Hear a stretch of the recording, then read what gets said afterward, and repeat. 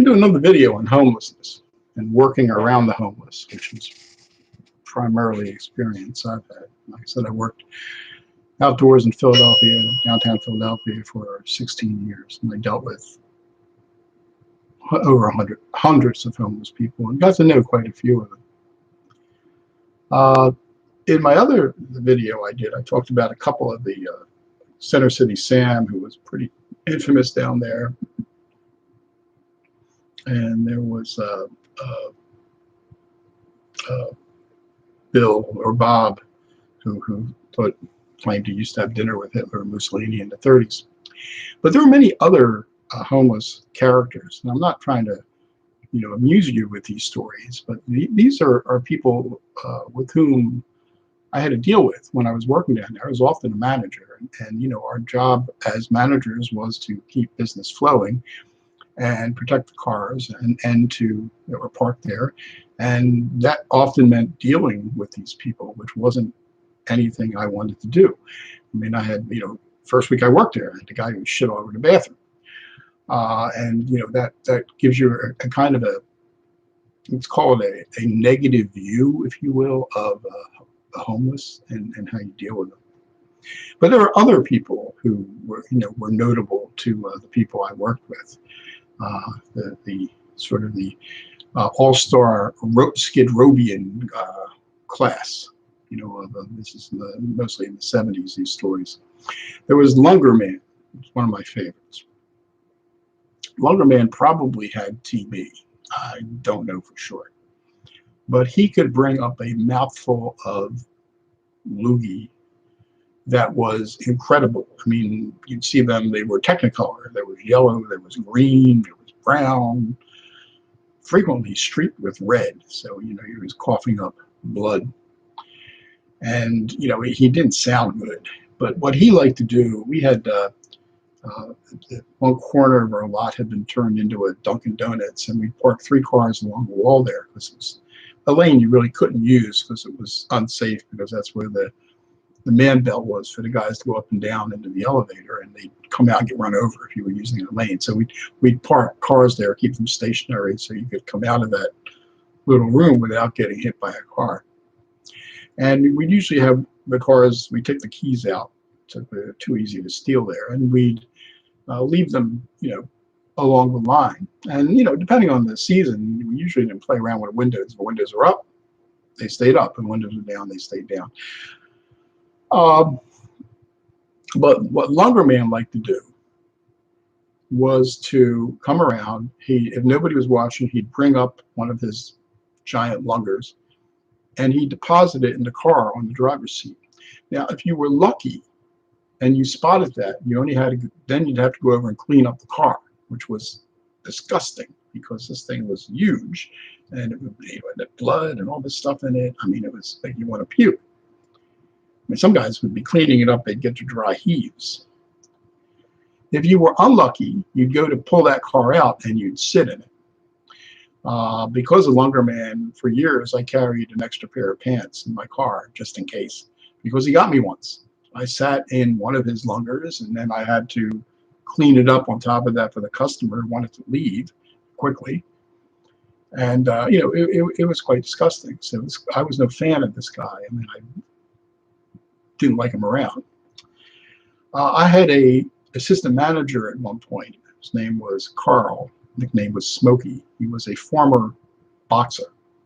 You saw his fists. They didn't look like mine. They were better, differently spaced, the way boxers' hands get from constantly hitting the bag. And Carl was a no-nonsense kind of guy. He hadn't gone very well in his boxing career, so that's why he was working with us.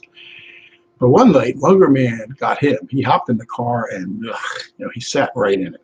And we knew who it was because we had seen this guy in action many times. And Carl decided he was going to get this guy.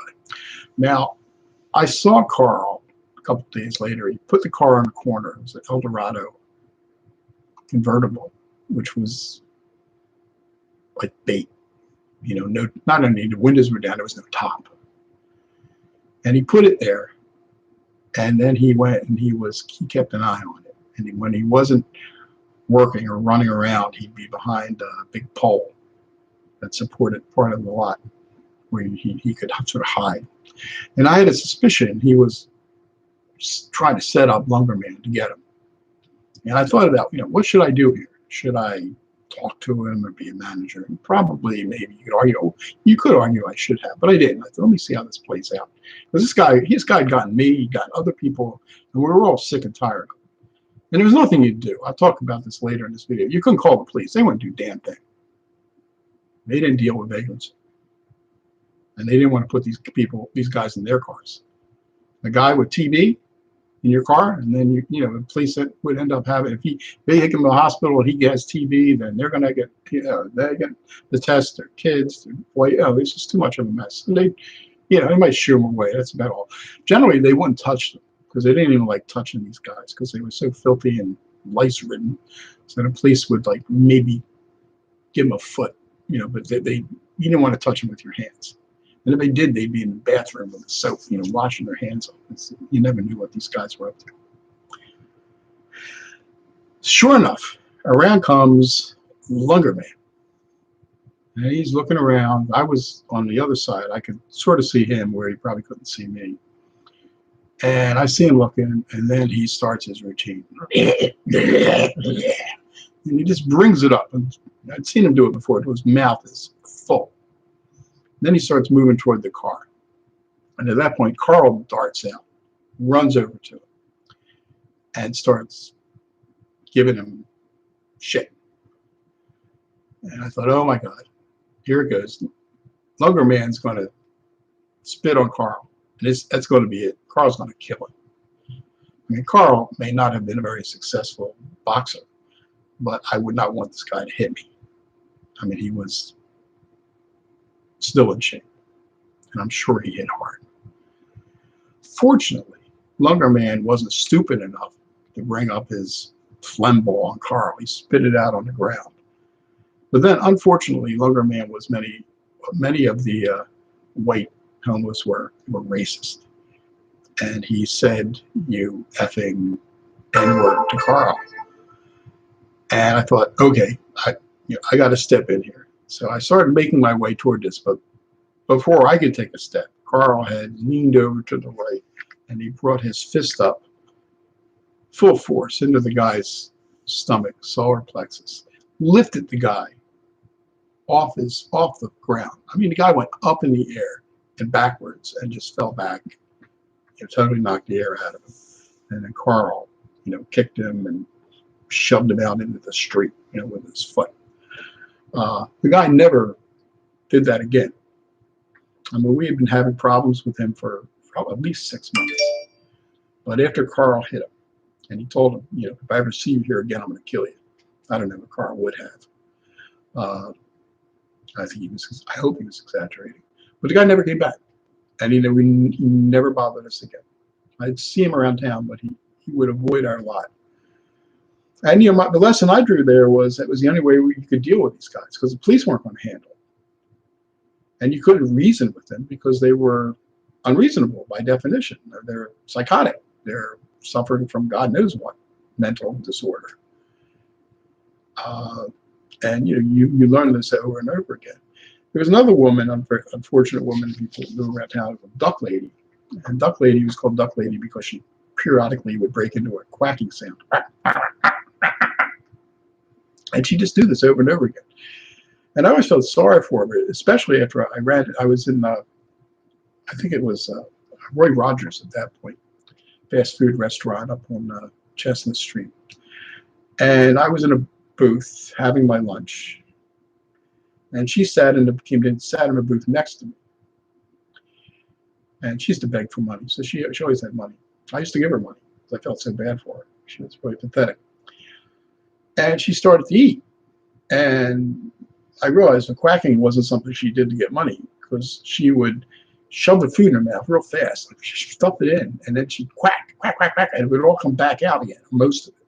And then she'd stuff it all in again, the stuff that fell out. And then she'd quack, quack, quack, and some of it would fall out again. And she kept doing this. And, I was getting sick just watching her. It was so sad. It took her forever to try to get down like a single roast beef sandwich. It would go she'd get a third of it down, and half of that would come back up, and she'd get that down, and half would come back up, and it just went on and on. So I used to give her money, and she knew who I was. And, you know, she'd nod or say hi or something if she saw me. So one night, the women's room in our garage was down a stairwell, and at night we'd lock off the, you had to go through a waiting room to get there, and we'd just lock that off because you couldn't keep tabs of what was going on in there, and you couldn't see what was happening, and things had been defaced, there had been, you know, drug use, all kinds of stuff, so we'd lock it up. So she came up to me, and she knew me, and she asked me if she could use the restroom, the ladies' restroom. And again, you know, it's one of those things, well, yeah, I know who she is. She knows who I am. She knows I give her money. She's not going to do anything. So I unlocked the door, and I told her where it was to go down the stairs. And at the bottom of the steps is a door. It says restroom on it, you know, and you go in. So I walked her like halfway down, and then I didn't want her to think I was coming after her because she just started to quack. So I went out. And I waited. I kept an eye on it. And sure enough, I saw her leave. She didn't say anything. So I went over and got the keys. And I was going to lock the door. And I thought, I better just check. Because that ladies' room was also used by the women who worked in the office during the day. So I said, yeah, she left a mess. I better make sure it's cleaned up. So I went down. And she hadn't even gone in. She had let loose with pee and poop all over the steps. And I said, oh, shit. You know, so now I got to clean this up. And again, yeah, here's a woman I had helped. She knew who I was. You know, we knew each other. I tried to help her out when I could with a couple bucks. And she played on that, and then she, you know, pissed and shit in the steps. So, you know, this is the stuff you're dealing with. Now, we had another guy. One of my favorites was Crotchman. Now, Crotchman, I say these names because we all knew who they were. We all talked about these guys. Crotchman was a young African American male, kind of a bushy fro and a beard, and a young guy, good looking guy. Never really said much, but he liked to come to her a lot. And we had near where the machines were, the waiting area where the vending machines were, there were 3 chairs, and he would sit usually in the middle chair, which means nobody would sit in either of the chairs next to him because he looked, you know, Peruvian. And then he'd pull this big, heavy ashtray we had, which was filled on the top with sand, so you could put your cigarettes out in it.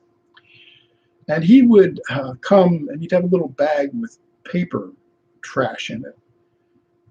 And he'd put that into this ashtray, and he'd build a bonfire in our ashtray. Now, the other distinguishing mark of this guy was that his pants were always torn in the crotch. He wore no underwear, and his genitals hung out.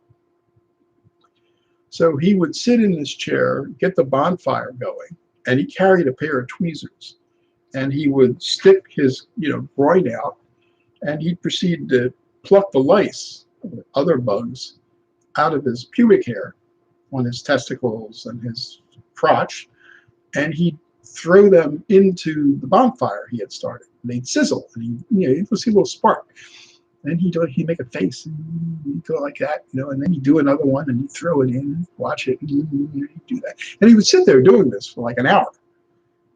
And I'd have to keep tabs of the times that the movies were let out, and the Union League would let out, so that he wasn't there when we were getting a big crowd where people might need to sit down because they'd have to wait a long time for their car, because it's 100 people leaving at once, and you only have 4 guys pulling cars down. And then usually, we could shoo him away and he'd leave. But this was really, and we'd get complaints, and my boss would, call me, and I just got a call from someone. We came out of a movie. They had their 2 kids with them, and there was this black guy picking bugs, and frying them in their ashtray. What the hell's going on? You got to get rid of these guys. And that was always the line I got from upstairs was, you got to move them. You got to move them away. You got to get them out of the way. And the problem was, it was very hard to do. Some of them would just move if you told them to move. Most of them would, but a lot of them wouldn't. And you couldn't call the police. And you're probably thinking, well, why don't you just call the cops on them? You can't, because the cops would come and not do anything. They would, the entire time I was there, when people did things I thought were really egregious, and I needed police help, and I would call, the police would never take them and put them in their car or the wagon to take them out, because they didn't want to infect the car or the wagon with lice. And I knew, one of the guys explained to me, he had picked up one of these guys at a call when he was young and rookie, and he ended up, they had lice and little cooties all over the car. They were all over him. And then he went home, and then, it turns out he had lice, his wife had lice, and the kids got sent home from school because they had lice, which was, really embarrassing for the children. So he wasn't going to pick anybody up. And, the cops, they didn't even want to touch these people. So after a while, I realized, they were no help. And I knew, I'd ask him, I said, no, we'll never do anything. Yeah, there's vagrancy laws and there's this law. But even if we take them in and we do all that, he said, we'll take them down and they're just going to release them. They don't want them in prison either. They don't have any money. They can't fine them. They can't seize anything from them. So basically, he said, I'll do all this. I'll do all the paperwork. I'll take them down. And in a couple hours, they're just back on the street. And he said, if you notice, they usually do a lot of stuff when it's really cold at night, because they're hoping they get picked up and thrown into the jail for the evening to get warm, because it's warm. So they were no help. So basically, I was on my own. And I was on my own for close to 16 years. And, you come to hate the homeless because they're making your life miserable. I mean, you're constantly watching. We had as you came across from the Union League to get into our lot, there was a grating on the sidewalk, and there were steam lines running under that. So in the winter, it would be warm. You could feel the heat from the steam coming up. And they would lay there, because you had sometimes 1, 2, 3 of them laying on the steam grate. And the people from the Union League coming across had to walk over that to get into our lot. And then hopefully Crotch Man wouldn't be there picking lice out of his groin to get their car back. So you're always moving these people. One time, WCAU was about to run a story on me because they had seen somebody from a lot throw water on them. And of course, when the water goes down into a steam vent, if you do that, you'll get steam up. So it looked like, basically the story was I had thrown scalding water on a homeless person, which wasn't true. And eventually we got the story reviewed and held up, and it never ran. But it came close to that. And, I would have been on the news. And what had happened was, I had guys, and I didn't ask a lot of questions, and they hated, they had, guys who'd been caught by Longer Man, or guys we had another guy, it's called McDonald's Man. He used to come and he would offer to run to get food for us at McDonald's at night. A lot of the other places weren't open. And basically the deal was you give him your order. He wasn't a dumb guy. He was pretty smart. Talking to him, he was like not totally whacked out on drugs or anything. You'd write down your order, what you wanted, 3 Big Macs and 3 this and 4 that and 6 Cokes.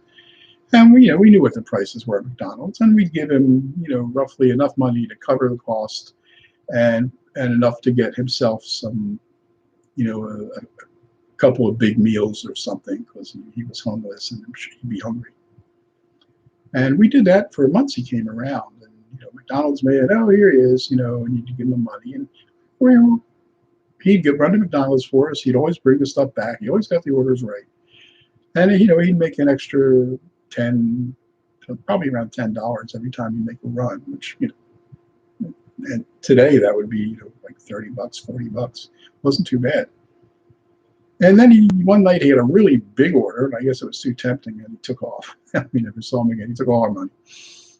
And some of the guys were really, really upset and waiting for him to come back. But, they would take their frustration out on other homeless people and do all kinds of things. One night I kept behind the side of the lot, I kept hearing the noise. I couldn't figure out what it was. And here a couple of the guys were dropping cinder blocks that had been stored for some project that went nowhere up on the top of our building. And they were dropping them on homeless guys who were sleeping under cardboard boxes. And I put a stop to that because I could kill somebody. But I mean, that's how it was getting. I mean, these people hated these guys so much between all the crap they had to put up with and working around, and that they were ready to do things that might have killed them. Ultimately, a couple of them, that McDonald's man came back one night, and I was waiting. I thought they were going to kill him, but they didn't. There were two of them who were really friendly. Matter of fact, they offered to take him across and buy him food at the tavern, Ed's Tavern across the street on Sansom Street.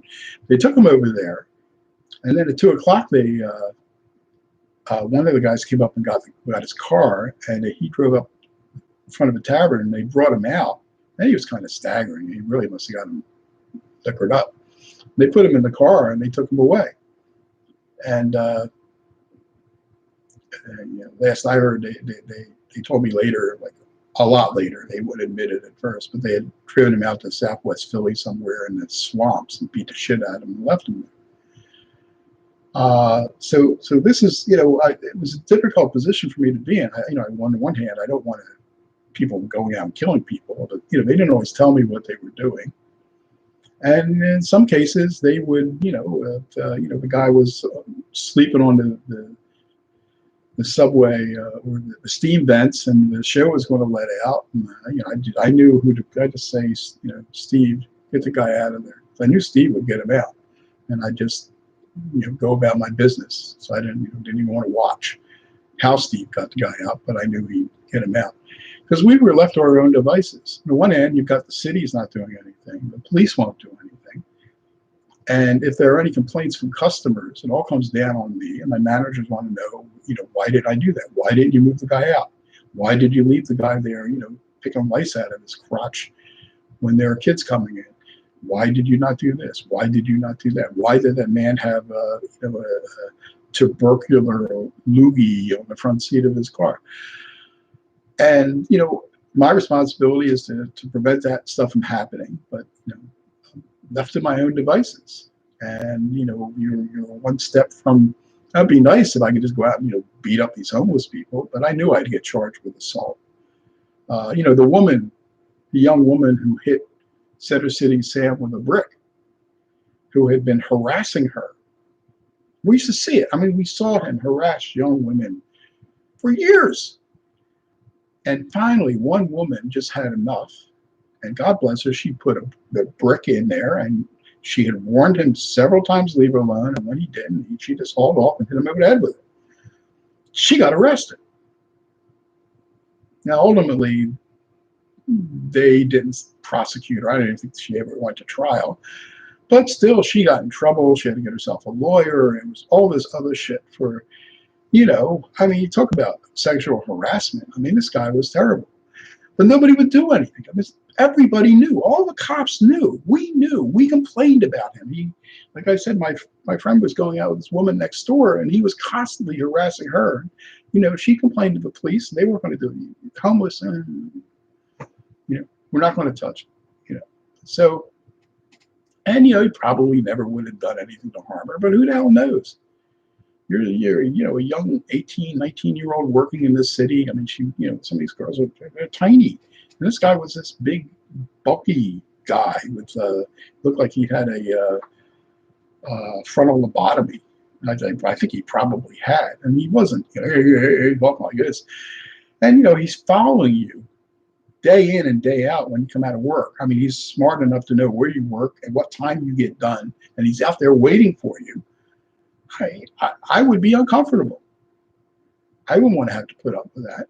But that's, that's the way it was in the city. The police weren't going to do anything. She could complain to the cops or the security guards. Security guards would keep him out from the area right in front of the bank. But he'd just go across the street down a bit and he'd wait for her there. And, everybody knew what he did.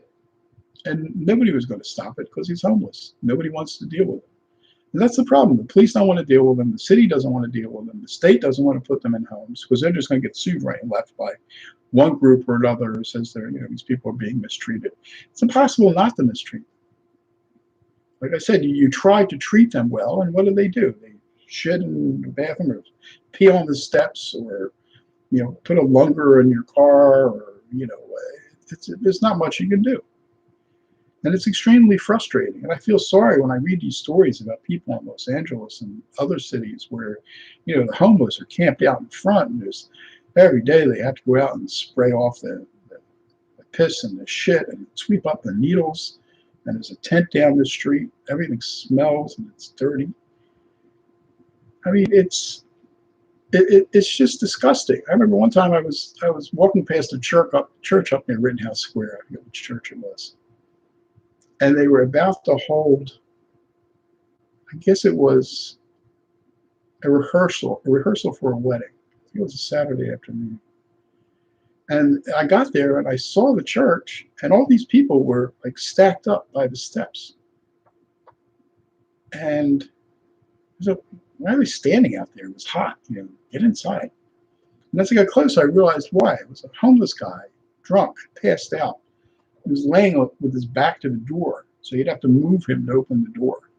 And he had thrown up all over himself, all the way down, from like here all the way down to his crotch. And there were flies all over him, like 1,000, 2,000 flies all over the guy. And he's sitting there mumbling, and there's drool coming out of his mouth. And there's this whole wedding party. They don't want to touch the guy. There's no way around him. And Father said, you better just bang on the door and get somebody inside will come out, and they probably know what to do. And then I had to get somewhere else. I had to go to another parking lot, so I couldn't stay around to see what happened. But I mean, this is the kind of crap that people are putting up with. I put up with it sporadically in Philadelphia. These people are putting up with it daily in Los Angeles or San Francisco or some of these other places, and I really feel sorry for them. And I know how they feel. They're not allowed to do anything on their own, because if they do, they'll get prosecuted in a second. They'll probably lose their businesses. But if they don't do anything on their own, nobody else is going to do anything. The police won't do anything. The city won't do anything. The county won't do anything. The state won't do anything. So you're basically helpless, and you can't reason with these people. You can't even buy them off. I mean, we were buying off that one guy with weekly McDonald's runs, sometimes a couple times a week. That didn't work. You can't reason with them. And what do you do? And, if the state doesn't pick these people up, and if they're going to just let them out again, that doesn't solve the problem. They got to pick them up and put them away. And I don't know what laws have to change to do that, but until that's done, we're screwed. At least I'm not screwed anymore, because I don't have to put up with it.